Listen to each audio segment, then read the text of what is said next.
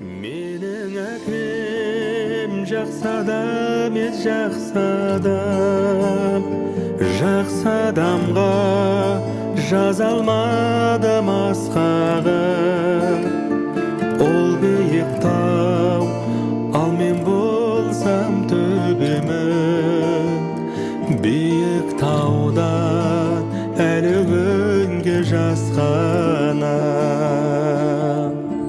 Менің анам мейірімде де езілген, мейіріміне жұмақ жақын сезілген. Жаратқанға жалынушы еді жарықтық, бір сәт ғайып бола қалсам көзі